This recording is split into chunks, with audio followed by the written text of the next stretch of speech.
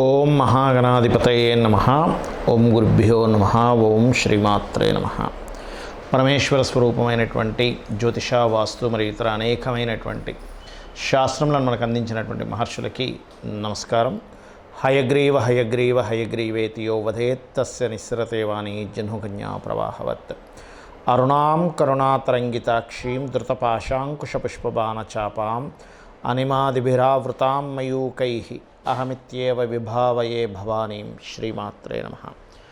ప్రేక్షకులకి ఆ లలితాంబిక అమ్మవారి యొక్క అనుగ్రహం పరిపూర్ణంగా కలగాలని మనస్ఫూర్తిగా కోరుకుంటూ మనం ఈరోజు చెప్పుకోబోయేటువంటి టాపిక్ ఏదైతే ఉందో అది దక్షిణాయనము. మనకి కర్కాటక రాశిలోకి సూర్యభగవానుడు ప్రవేశించినప్పటి నుంచి ధనస్సు రాశి ఎండింగ్ వరకు ఈ దక్షిణాయనం అంటే 6 నెలల పాటు ఉంటుంది. అంటే కర్కాటకము, సింహము, కన్య, తుల, వృశ్చికము, ధనస్సు రాశుల్లో సంచారాన్ని దక్షిణాయనం అంటారు. ఈ సమయంలో పితృదేవత ఆరాధన, దేవతా ఆరాధనతో పాటు పితృదేవత ఆరాధన ఎంత చేసుకుంటే అంత మంచిది. శాస్త్రంలో ఆ లలితాం అమ్మవారే దేవతలకి పితృదేవతలకు కూడా శక్తినిచ్చేది ఆవిడే. మనం దేవతల్ని పూజించడము, అర్చించడము, హోమాలు, యజ్ఞాలు చేయడం ద్వారా ఎలాంటి ఫలితాలు పొందుతామో పితృదేవతలకు కూడా చేయాలని మన శాస్త్రము. తద్వారా ఒక్కొక్క లగ్నం వారికి మీరు ఎటువంటి దానం ఇవ్వాలి, ఈ సమయంలో ఏ రకంగా చేసుకోవాలనేటువంటిది చెప్తాను. ఒక్కొక్క లగ్నం నుంచి మనం ఇప్పుడు తీసుకుందాం. మేషలగ్నము, మేషరాశి. మేషం వారు ఈ దక్షిణాయనంలో ఎటువంటి దానాది క్రియలు ఇస్తే మీ యొక్క పాపకర్మ తొలగడము, పితృదేవత అనుగ్రహం రావడము, దైవానుగ్రహము, పితృ అనుగ్రహం రావడం వేటి వల్ల జరుగుతుంది, ఏ దానాలు, ఏ గోసేవ ఏం చేస్తే జరుగుతుందనే చెప్తాను. ముఖ్యంగా మేషలగ్నం వారికి వీళ్ళకి ఇన్బిల్ట్గా ఉన్నటువంటి ఒక యోగం కానివ్వండి, ఒక డేంజర్ కానివ్వండి, దేంట్లో ఉంటుంది, ఎక్కడ ఉంటుంది అంటే ఒకటే గుర్తుపెట్టుకోండి. వీళ్ళకి అప్పుల ద్వారా ఇబ్బంది పడడం కానీ, యాక్సిడెంటల్ ప్రోన్స్ కానీ ఇన్బిల్ట్గా ఉంటాయి వీరికి. దీని నుంచి కాపాడేది ఎవరు? ఒకటి భగవత్ శక్తి, రెండవది పితృదేవతా శక్తి.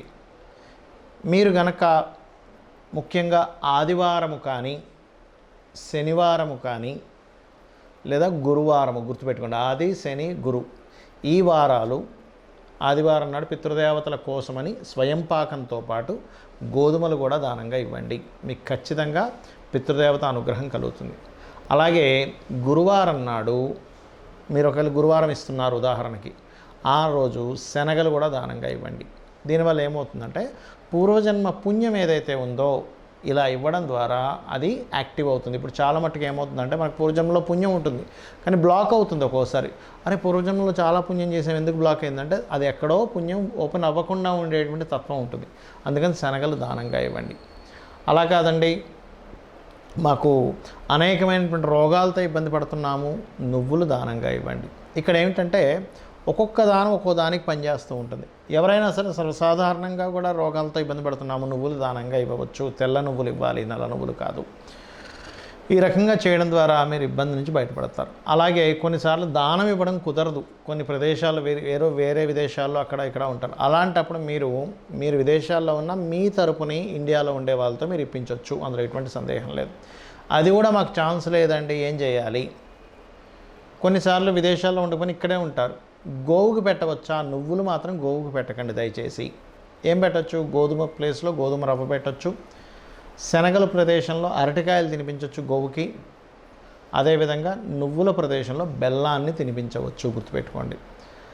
లేదా ఈ నూనె ఉంటుంది, నూనెని దానంగా కూడా ఇవ్వవచ్చు ఏదైనా ఆలయాల్లో. ఇప్పుడు విదేశాల్లో ఉన్నారు, మనకి మాటికి మీకు అనేకమైన అనారోగ్య సమస్యలు ఇబ్బంది వస్తూ ఉంది.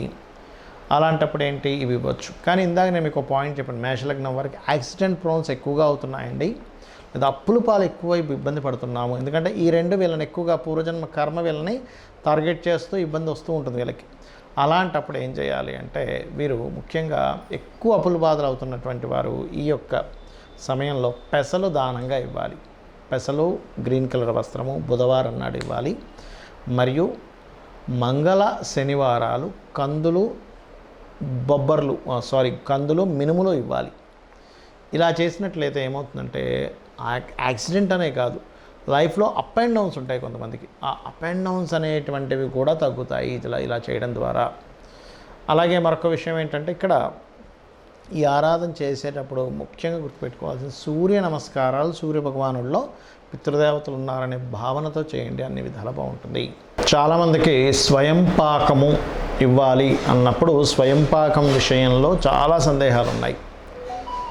ఏ వస్తువులు ఇవ్వాలి, ఏ వస్తువులు ఇవ్వకూడదు పితృదేవతల కోసము అనేటువంటిది ముఖ్యంగా గుర్తుపెట్టుకోండి. స్వయం పాకంలో ప్రధానంగా బియ్యాన్ని ఇస్తారు. ఆ బియ్యం కూడా మీరు తినేటువంటి దానికంటే కూడా మంచివే ఇవ్వండి, లేదా మీరు తినేటువంటి బియ్యం ఇవ్వచ్చు. అంతేగాని చాలామంది తెలియక ఏం చేస్తారంటే చౌకబారు బియ్యం ఇస్తారు. దానివల్ల తీసుకున్న వ్యక్తి కనుక ఇలాంటిది ఇచ్చారేంటి అనుకుంటే అది పుణ్యం రావడం పక్క పెడితే ఇంకా అది దోషంగా అవుతుంది. మీ దగ్గర లేవు, బాగా భేదవాళ్ళు, దట్ ఈస్ డిఫరెంట్ కేస్. మీరు అదే బియ్యం తింటున్నారు, అప్పుడు వేరండి, అదే ఇవ్వచ్చు, తప్పేం లేదు. మీరు తినేదే మీరు ఇవ్వచ్చు, తప్పేం కాదు. అలాగే రెండవది ఏంటంటే కూరగాయల విషయంలో కూడా రెండు కూరగాయలు ఇవ్వడం, అట్లా కాకుండా 1 కిలోనో 1/2 కిలోనో ఆ రకంగా ఇవ్వండి. తెలియక చాలామంది ఏంటంటే 2 బెండకాయలు, 1 వంకాయ, 1 మిరపకాయ అట్లా ఇస్తారు. దానివల్ల ఎటువంటి యూజు ఉండదు. కాబట్టి ఏంటంటే ఇవ్వండి. పొరపాటును కూడా ఉల్లిపాయలు ఇవ్వకూడదు స్వయం పాకంలో, గుర్తుపెట్టుకోండి. ఉల్లిపాయలు అస్సలు ఇవ్వకండి. 2 రకాల కూరగాయలు, తోటకూర, పప్పు, పెసరపప్పు, శనగపప్పు, లేకపోతే ఈ పప్పులు ఇవ్వచ్చు పర్టికులర్గా. అలాగే స్వయం పాకం ఇచ్చేటప్పుడు మీ యొక్క గోత్రము, మీ యొక్క ఇప్పుడు ఎలా ఉంటుందంటే తండ్రి గారు గతించారనుకోండి, అప్పుడు తండ్రి గారు, తాతగారు, ముత్తాతగారు పేర్లు చెప్పిస్తారు. లేదా అవన్నీ కొంతమందికి ఏమవుతుందంటే కొన్ని విషయాలు తెలియవు. అయ్యో ముత్తాతగారి పేరేంటో తెలియదండి, తాతగారి పేరేంటో తెలియదని అంటూ ఉంటారు. అలాంటి వారికి ప్రత్యామ్నాయంగా వాళ్ళు వేరే చదువుతారు. చాలా తక్కువ రేరుగా ఉంటారు, అది ఇవ్వాలి. ఇక మరొక విషయం ఏంటంటే ఇందులో చాలామందికి ఇంకొన్ని సందేహాలు ఉన్నాయి. ఏమిటంటే ఏమండి మేము మొత్తం 4 అన్నదమ్ములం, మా అన్నయ్య ఆల్రెడీ ఇస్తున్నాడు, నేను ఇవ్వచ్చా, లేకపోతే మా తమ్ముడు ఇచ్చేస్తున్నాడు కదా నేను అక్కర్లేదా అని. అలా ఏమీ లేదు, గుర్తుపెట్టుకోండి. ఎంతమంది పిల్లలున్నా వేరే వాళ్ళు ఆ యొక్క దానాది కర్మలు చేస్తున్నా మీరు మాత్రం ఇవ్వండి. మనకి ఈ యొక్క పితృదేవత ఆరాధన వల్ల వంశ అభివృద్ధి కలుగుతుంది అని చెప్తుంది శాస్త్రం. సంతానం కలగటం లేదు, ఖచ్చితంగా సంతాన యోగం అనేటువంటిది ఇస్తుంది.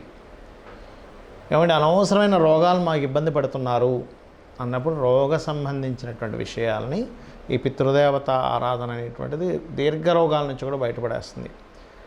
లైఫ్లో అసలు ఎదుగుదల లేదండి, పితృదేవత ఆరాధన అద్భుతమైనటువంటి, ఎందుకంటే మనల్ని రక్షించుకుంటూ ఉంటారు వారు. కాబట్టి ఇది మర్చిపోకూడదని మన యొక్క సనాతన ధర్మంలోనే మన యొక్క శాస్త్రాల్లో ఉన్నటువంటి అంశం ఇది.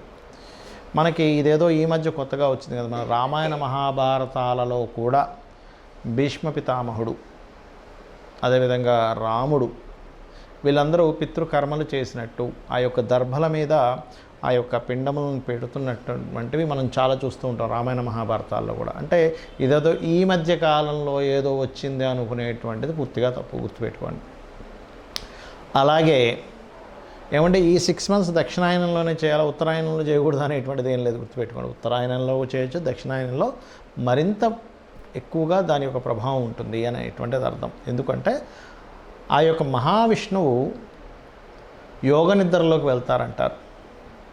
ఈ యొక్క దక్షిణాయనంలో యోగ నిద్రలోకి మహావిష్ణువు వెళ్తున్నాడంటే దాని అర్థం ఏమిటంటే ఆయన ఏదో వెళ్తున్నాడని కాదు, మనము కూడా ఒక ధ్యాన సంబంధించినవి సాధనలు ఎక్కువగా చేయాలి.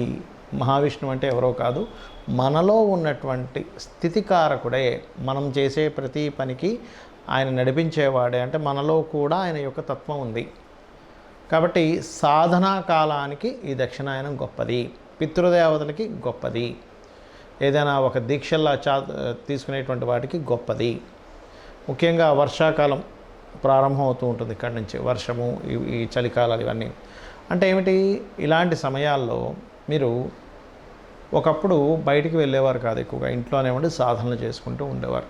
దానివల్ల ఏమిటి, బయటికి వెళ్ళి అనవసరంగా యోగ నిద్రలోకి వెళ్ళడం అంటే బయటికి వెళ్ళి ఈ రోగాలు ఇవన్నీ కూడా ఏంటి వర్షాల వల్ల వీటి వల్ల వస్తుంటాయి. కాబట్టి ఎటువంటి రోగములు రాకుండా ఇంట్లోనే నువ్వు చక్కగా కూర్చొని ఇంట్లో నుంచి అన్నీ ఆపరేట్ చేస్తూ చాలా తక్కువ సమయాన్ని మాత్రం బయటికి వెళ్ళి రావడానికి చేసుకోవాలనేటువంటిది చెప్పేవారు. అదే రకంగా యోగాభ్యాసాలు కానివి ఇవన్నీ కూడా మనం దీని ద్వారానే మనం ఈ దక్షిణాయనంలో ఎక్కువగా చేస్తూ ఉంటాం. మరొక విషయం ఏంటంటే ఇక్కడ శాస్త్రాల్లో అన్నీ కూడా కేవలం దేవతారాధన వల్ల రావు. ఎందుకు అంటే నెగటివ్ పాజిటివ్ రెండూ ఉంటాయి, గుర్తుపెట్టుకోండి. మనం ఒక బల్బు వెలగాలన్నా నెగటివ్ అండ్ పాజిటివ్ రెండూ ఉంటాయి. ఆ రెండూ కనెక్ట్ అయితేనే ఆ బల్బు వెలుగుతుంది. అలాగే ఇక్కడ దక్షిణ ఇప్పుడు పితృదేవతలు అంటే నెగటివ్ అని కాదు, బాగా అర్థం చేసుకోండి. ఇదొక ఎనర్జీ, ఇదొక ఎనర్జీ అనమాట. ఆ different types of energies connect అయితేనే మనిషి యొక్క జీవితం అందంగా అద్భుతంగా ఉంటుంది. ఇక మీరు ఈ పితృదేవత సంబంధించిన విషయంలో మరికొంతమందికి ఏంటంటే ఏమని మాకు ఆనవాయితీ లేదండి అంటూ ఉంటారు. మా తాతగారు మా నాన్నగారు వాళ్ళు ఎప్పుడు ఇలా ఇవ్వలేదండి, మేము ఇవ్వచ్చా అని అడిగే వాళ్ళు కూడా ఉంటారు. ఎక్కడా కూడా మీరు ఇవ్వచ్చా అనేటువంటిది సంశయమే లేదు. 100% ఇవ్వాలి. వాళ్ళకి తెలియక ఇవ్వలేదు, వాళ్ళకి తెలియక ఆర్థికాలు చేయలేదు, వాళ్ళకి తెలియక ఆ యొక్క నాలెడ్జ్ లాగా చేయలేదని మీరు అర్థం చేసుకోండి. అంతేగాని దీనికి ఆనవాయితీ అనేటువంటిది ఉండదు. కొన్ని చూడండి, కొన్ని పూజలు కొన్ని ఏం చేస్తారు, కొన్ని నోములవి మాకు ఆనవాయితీ లేదండి అంటూ ఉంటారు. కానీ ఈ విషయంలో మాత్రం అటువంటిది లేదు. ఖచ్చితంగా ప్రతి ఒక్కరూ చేసుకోవాలి. నేను చెప్పినట్టు చేయండి. ఈ యొక్క సమయంలో దక్షిణాయనంలో గోసేవ ఎంత చేస్తే అంత మంచిది. గోశాలకు వెళ్ళి గోవులకు తినిపించడము చేస్తే అంత మంచిది. శ్రీమాత్రే నమః.